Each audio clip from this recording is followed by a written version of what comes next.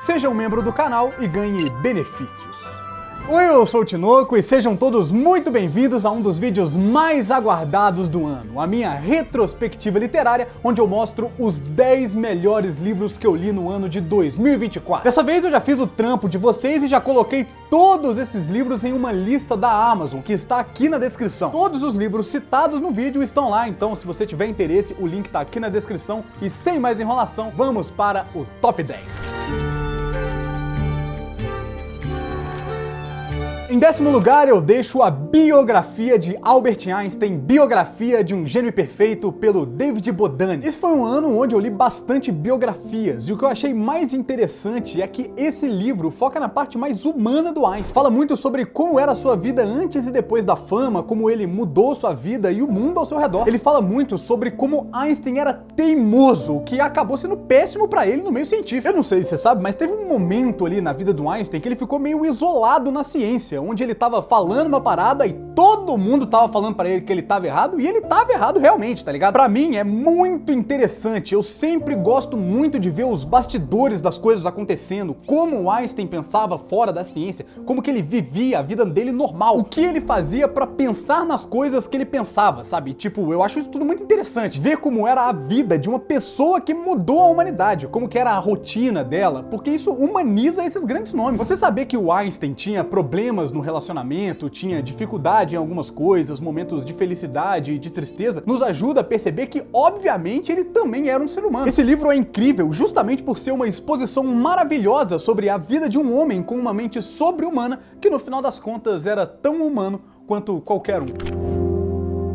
O próximo livro foi um dos mais recomendados pra mim esse ano, Siddhartha, de Hermann Hesse. Esse não foi o primeiro livro que eu li dele esse ano, é um escritor maravilhoso, tem uma vida fenomenal. Inclusive ele ganhou o Prêmio Nobel de Literatura em 46 justamente pela sua contribuição para a história da literatura. Em 1911 ele fez uma viagem para a Índia e teve contato direto com a cultura do país, principalmente o budismo. E é dessa viagem que nasce o livro Siddhartha. Na verdade, segundo ele, o livro começou como um poema indiano. Pra você que não sabe, Siddhartha Gautama foi um príncipe de uma região onde hoje é o atual Nepal. Ele abdicou do seu trono para ir em busca do que faz o ser humano sofrer, e ele encontrou essa resposta, chegando ao que chamamos de iluminação, se tornando assim Buda. Para quem conhece mais profundamente de budismo, sabe que a história do livro Siddhartha não é uma biografia do primeiro Buda, mas sim uma história que é baseada nesse momento. É tipo um romance histórico do que aconteceu. Enquanto o Buda real fala que a única forma de alcançar a iluminação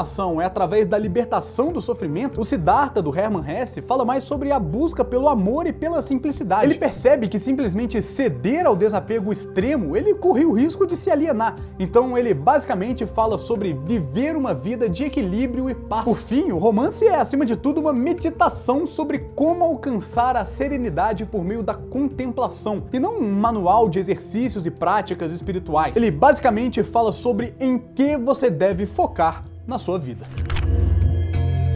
Na 8ª posição, já estava na hora dele aparecer, um livro sobre Nietzsche e a filosofia budista, escrito por Antoine Panayiotis. Esse é um professor de filosofia e é o primeiro e único livro dele. Se eu não me engano, esse livro é uma continuação de uma tese de mestrado dele, alguma coisa assim. E aqui a gente cai em um assunto que eu sempre falo com vocês lá no meu Instagram, que é muita gente me mandando mensagem perguntando qual livro do Nietzsche é mais fácil para começar a estudar ele. E a resposta é nenhum. Nenhum livro desse bigodudo é fácil, por isso que eu falo pra vocês começar a ler um livro que interpreta as obras dele, ao invés de ir diretamente em alguma obra escrita por ele. E esse livro aqui não é pra iniciante em Nietzsche, não, é um livro complexo, fala sobre coisas bem difíceis, mas é um ótimo livro, muito bem escrito. Ele basicamente faz uma análise de como o pensamento do Nietzsche tá de alguma forma próximo e ao mesmo tempo distante da filosofia budista. O livro passa por muitos conceitos, ele fala sobre niilismo, sobre cristianismo, sobre Schopenhauer, amor fati, nirvana.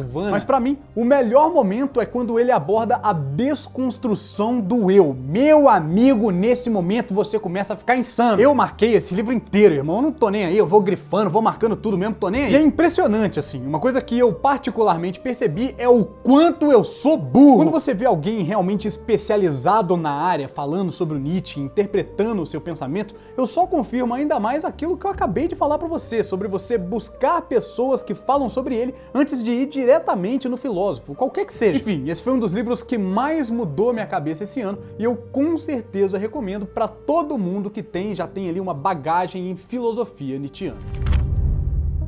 Em sétimo lugar, nós temos um dos últimos livros que eu li esse ano, Terrorismo Ocidental, de Hiroshima, A Guerra dos Drones, de Noam Chomsky e André Vliček. Esse é um dos livros que fala mais sobre geopolítica e política internacional, e ele fala muito sobre o poderio dos países do mundo, principalmente sobre o Ocidente e como ele controla os países mais subdesenvolvidos. O Chomsky, todo mundo sabe, é um professor e intelectual político, um dos mais reconhecidos e importantes do mundo. Ele é um dos autores vivos mais citados do mundo, são mais de 150 livros escritos e é uma das vozes de esquerda mais influente dos Estados Unidos. E ele debate com o André Vliček, que foi um analista político e jornalista que nasceu na União Soviética, mas viveu em todos os 6 continentes habitados do mundo. Isso tudo deu muita bagagem histórica para ele entender o mundo de uma forma completamente diferente de tudo que eu já vi. Dessa forma, com suas experiências combinadas, Chomsky e Vliček elaboram uma análise profunda da geopolítica contemporânea. Obviamente, é importante a gente deixar claro que esse livro é baseado na impressão pessoal de cada um, e não em uma análise científica sobre o mundo. Eles falam o livro inteiro. Quando eu fui pra China, eu vi isso. Quando eu morei no Chile do Pinochet, eu vi isso. É tudo uma impressão pessoal. E eles falam sobre esse terrorismo ocidental, que é toda essa propaganda política do Ocidente de que a China e a Rússia são as inimigas do mundo e como os ricos do norte ocidental realmente travam uma verdadeira guerra contra os subdesenvolvidos. O problema é que essas guerras são apagadas da história, que você não vê nenhuma notícia sobre. Quando foi a última vez que você viu alguma notícia sobre como tá o Congo, sobre como tá a África do Sul, o Chile, a Colômbia? Tudo isso mostra no livro e por isso ele é tão impactante. E já fica a recomendação de outro livro nesse estilo que eu terminei de ler agorinha, que também é do Chomsky, mas dessa vez com o Pepe Mujica, o ex-presidente do Uruguai. E eles falam principalmente sobre o século XXI e sobre a América do Sul, então fica a recomendação aí. Em sexto lugar, nós temos mais um livro de Friedrich Nietzsche, só que agora um livro dele mesmo, Ecce Homo, a sua autobiografia. Todo mundo sabe o quanto eu sou apaixonado pela filosofia do Nietzsche e ler suas impressões sobre sua própria vida e filosofia é simplesmente inacreditável. O mais interessante de tudo é que Nietzsche escreveu esse livro praticamente em seus últimos momentos de consciência em vida, antes dele ficar completamente louco, que eu já fiz um vídeo aqui no canal explicando como aconteceu. Foi justamente nesse estado de êxtase, sentindo-se perfeitamente bem em seus últimos momentos ainda são, que Nietzsche resolveu escrever sua autobiografia, com o objetivo de contar toda a sua história do seu próprio ponto de vista, mostrando sua evolução pessoal e do seu pensamento. Segundo Walter Kaufmann, um dos maiores tradutores de Nietzsche para o inglês, essa obra, o Ecce Homo, é comparável com as pinturas de Vincent van Gogh. Ambos, em seus respectivos campos, transcendem os limites convencionais de seu meio para criar algo profundamente pessoal, original e artisticamente impactante. Assim como Van Gogh usa das cores vibrantes e composições não realistas para expressar seu mundo interior e sua visão da realidade, Nietzsche também emprega uma forma única de escrita, irônica e altamente analítica para revelar aspectos profundos de sua visão filosófica e de si mesmo. E é por isso que esse livro é tão incrível, porque é uma análise do próprio Nietzsche sobre ele mesmo e seus próprios pensamentos. Óbvio que não vale a pena para você ler esse livro sem ter lido alguma obra dele antes, né? Não vai ter o menor sentido para você. Ele faz algumas análises e reflexões sobre todas as suas obras, escrevendo as resenhas que a maioria delas nunca recebeu durante sua vida. Já no último capítulo, intitulado Por que eu sou inevitável, Nietzsche começa com uma espécie de premonição, dizendo que eu conheço o meu destino. Algum dia estará associado ao meu nome a recordação de alguma coisa assustadora, de uma crise como nenhuma antes na Terra, da mais profunda colisão da consciência, de uma decisão evocada contra tudo em que se acreditou até agora, exigida, santificada. Eu não sou um homem, eu sou dinamite. A partir desse momento, a sanidade de Nietzsche apenas decaiu, até chegar ao ponto dele nem ao menos conseguir balbuciar uma única palavra, e portanto, Ecce Homo se tornou o último registro deixado por Nietzsche. Em quinto lugar, nós temos mais uma biografia, dessa vez a de Leonardo da Vinci, escrita pelo meu biógrafo favorito, Walter Isaacson, o mesmo cara que escreveu a do Steve Jobs, que é um dos meus livros preferidos de todos os tempos. E novamente, o que mais me pegou nessa biografia é entender como funcionava a vida e a mente de um dos maiores artistas de todos os tempos. Eu, como um artista, sempre tento me inspirar nas pessoas que mudaram o mundo com a arte, e o Da Vinci com certeza foi um deles. Esse livro, por exemplo, me ajudou a entender que a criação é um processo e não pode ser acelerado. Ele conta conta uma passagem de quando o Da Vinci estava pintando A Última Ceia, e assim, tinha dias que o Leonardo chegava lá, dava uma olhada, passava uma pincelada e ia embora, enquanto tinha outros dias que ele avançava fortemente na pintura. O ponto é que a criatividade é como um músculo que deve ser treinado, mas você também não pode exigir mais do que ela pode entregar. As pessoas acham que a criatividade, por ser algo imaterial, ela é infinita, mas não é. A gente tem que treinar a nossa criatividade, assim como você treina o seu bíceps, por exemplo. Vocês que me acompanham no Instagram sabem que eu leio muitos livros, eu pinto quadros, eu exercito a minha criatividade diariamente como se fosse uma academia, justamente porque esse é o meu trabalho. Eu dependo da minha criatividade e trabalhar ela dessa forma é muito melhor do que você simplesmente viver acreditando que as ideias vão surgir do nada. Mas assim, a coisa mais impressionante nessa biografia pra mim é que ela conta detalhadamente como Da Vinci pintou todas as suas obras. E não só pintor, né? Porque o Da Vinci é muito mais do que um simples pintor. Esse livro mostra todas as mais de 7.000 anotações que ele fez em seu caderninho e nos ajudou a compreender a mente desse gênio. São escritos feitos à mão pelo próprio Da Vinci, que vai desde ele fazendo anotações sobre como o corpo humano funciona, até uma lista de mercado que ele faz ou simplesmente pensamentos aleatórios que ele anota. É muito impressionante como o Walter Isaacson explora o Leonardo da Vinci e todas as suas experiências, além daquela ideia de um gênio fantástico. A mesma coisa que eu falei do livro do Einstein, por exemplo. É interessante perceber como a mente do cara funcionava, e ele mostra como a genialidade do Da Vinci está fundamentada em características bastante palpáveis, como a curiosidade, uma capacidade de observação e uma imaginação tão fértil que flertava com a fantasia. Para além da enorme genialidade artística e técnica do italiano, o Isaacson atinge seu auge ao analisar o que fazia Leonardo humano. O próximo livro da minha lista é também um dos meus escritores preferidos, Irving Yalom, com o grande O Enigma de Spinoza. Talvez você já tenha ouvido falar nele com o conceito de Deus de Spinoza, caso não, a gente tem um vídeo aqui no canal explicando. Mas o ponto é que esse livro conta, na verdade, duas histórias que vão se intercalando, em um capítulo é uma e no próximo é outra. A primeira história é do próprio Spinoza e foca principalmente em quando ele foi excomungado de sua comunidade judaica graças a seus pensamentos revolucionários, como a própria ideia do Deus de Spinoza que eu citei. E a outra história é de Alfred Rosenberg, um dos principais personagens que fizeram parte do Terceiro Reich de Adolf Hitler. Ou seja, de um lado nós temos a história de Spinoza, um judeu, e do outro de alguém que odiava os judeus. O Rosenberg é considerado um dos principais desenvolvedores dos dogmas ideológicos do nazismo. E o mais impressionante é que com o decorrer do livro, as duas histórias vão se unindo e se conectando. Como o próprio nome do livro sugere, Alfred Rosenberg persegue o chamado Enigma de Spinoza, por ele achar inacreditável e extraordinário que um homem judeu pudesse produzir ideias tão grandiosas. E enquanto Rosenberg estava obcecado em desvendar os segredos da biblioteca de Spinoza, Yalom simultaneamente mergulha na vida pessoal do filósofo, focando em seu caráter, pensamento e, mais significativamente, sua excomunhão. Óbvio que esse livro não é um retrato exato da realidade, é um romance histórico, mas o escritor baseia todos os relatos de Spinoza e Rosenberg em conversas, escritos e observações reais, enquanto os personagens fictícios, como os amigos e associados, servem apenas para desenvolver a narrativa. Esse é o mesmo escritor de um dos meus livros preferidos, Quando Nietzsche Chorou, e ele também é o escritor do próximo livro dessa lista.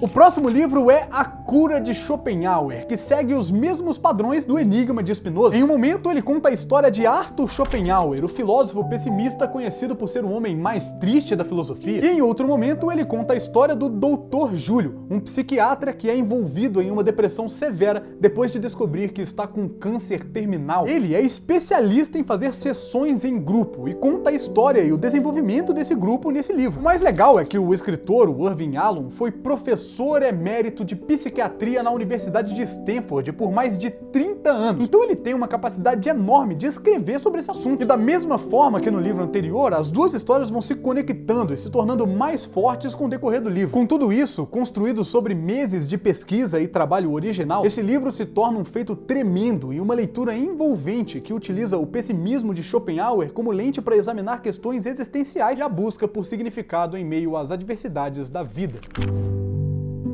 E em segundo lugar na lista, nós temos mais um livro do Hermann Hesse que eu citei anteriormente, A Magia de Cada Começo. Cara, esse livro me pegou legal. Esse livro é, na verdade, uma coletânea de textos autobiográficos de Hesse, reunidos pela escritora e tradutora brasileira Laia Luft. De modo que esse livro, da forma que ele é estruturado, só existe na literatura brasileira, publicada especialmente para o público da língua portuguesa. E o livro fala sobre como as coisas vão acontecendo na vida, sejam elas boas ou ruins, e com o tempo você vai aprendendo que para cada momento existe um recomeço. Tem uma frase no livro do Mujica, aquele livro que eu citei lá dele com Chomsky, que resume muito bem o que fala nesse livro. Ele diz que se você caminha por uma montanha, dormir à noite e acordar bem cedo, você vai ver que bem de manhãzinha, naquela meia luz, todos os pássaros estão cantando, porque eles passaram pela noite. O dia chegou e eles estão vivos. Isso fala sobre não ter sentido viver em uma tristeza eterna, que todo dia é necessário recomeçar, seja dando um passo de cada vez ou pulando da cama. Todo dia o sol vai nascer novamente e essa é uma nova oportunidade para você recomeçar. A magia de cada começo não está na ausência de dificuldades, mas na possibilidade de algo novo surgir, permitindo que avancemos para novas experiências e aprendizado. Esse livro reflete sobre a busca incessante de cada indivíduo por sua essência e um esforço contínuo para tornar-se verdadeiramente humano. E é interessante notar como o livro não apenas explora a transitoriedade da vida, mas também celebra a singularidade de cada existência. Para mim, um dos momentos mais marcantes do livro é bem no final, quando ele conta sobre uma árvore que tinha no quintal. Essa árvore passou por tudo, por noites com ventanias intensas, tempestades tropicais, deu fruto que alimentou uma família por anos. E da noite para o dia, com um simples vento, quase um sopro, a árvore caiu. Isso mostra sobre como nós não temos controle sobre o tempo e sobre como nossa vida vai se desenvolver. Por isso ele fala sobre a magia de cada começo, porque o dia seguinte é sempre uma oportunidade para ele plantar uma nova árvore.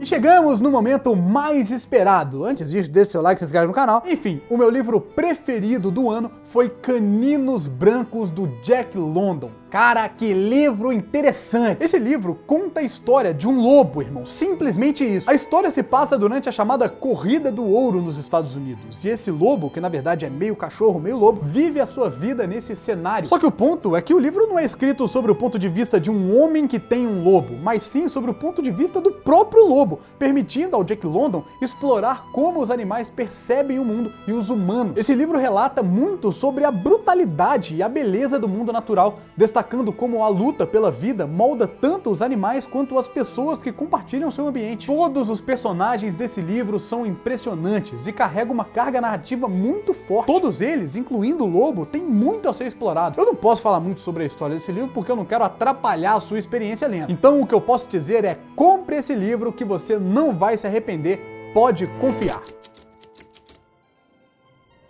E por fim, eu queria fazer uma menção honrosa aqui esse ano que eu li porque vocês falaram para eu ler, que é O Mundo de Sofia. Um livro que basicamente passa por todos os filósofos da humanidade, enquanto uma história é narrada por trás ali para dar um enredo. E assim, eu gostei do livro, lógico, achei legal, mas ele é muito maior do que precisava ser e é para um verdadeiro iniciante no mundo da filosofia. Muita gente gosta e acha um bom primeiro livro para ler. Eu não achei nada demais, particularmente falando aí, mas eu deixo a minha menção honrosa aqui, porque vocês pediram, beleza? Vocês pediram. E é bom deixar claro também que esses livros aqui tem um recorte até dezembro, né? Que é quando eu preciso de um mês ali para produzir esse vídeo. Então, em 2025, a nossa contagem começa a partir de dezembro desse ano e vai até dezembro de 2025. É isso. Bom, então com todos esses livros eu finalizo minha retrospectiva literária de 2024. E como esse é o último vídeo do ano, eu queria agradecer a todos vocês que acompanharam o canal até aqui. Nossa evolução é perceptível. Eu espero que tenhamos todos um ótimo 2025, que a gente possa continuar trabalhando muito, trazendo vídeos legais para vocês, porque tem muito conteúdo legal sendo preparado, produzido e pensado aqui no Chinocano TV, e eu tenho certeza que vocês vão gostar. Sempre foi meu sonho ter tudo isso, ter essa comunidade incrível, vocês estão sempre me apoiando e eu só tenho a agradecer por ter vocês aqui comigo. Enfim, obrigado por mais um ano e vamos por mais! E eu queria deixar um agradecimento público a toda a equipe do Chinocano TV, que não aparece nas câmeras, mas que são os principais responsáveis por tudo isso acontecer, desde a nossa equipe de pesquisa, nossos editores, revisores, enfim. Menos pra esse cara tá atrás da câmera aí, não faz nada, o ChatGPT faz tudo por ele. Hoje o nosso canal comporta muitos funcionários fazendo tudo isso acontecer e eu também só tenho a agradecer vocês por tudo que fizeram esse ano. Enfim, é isso. Feliz 2025 pra você. Deixa o seu like, se inscreve no canal, assista esse vídeo aqui que eu tenho certeza que você vai gostar. Muito obrigado pelo seu acesso e até o próximo vídeo. Valeu, fala um grande abraço do Tinoco e lembre-se, a existência é passageira.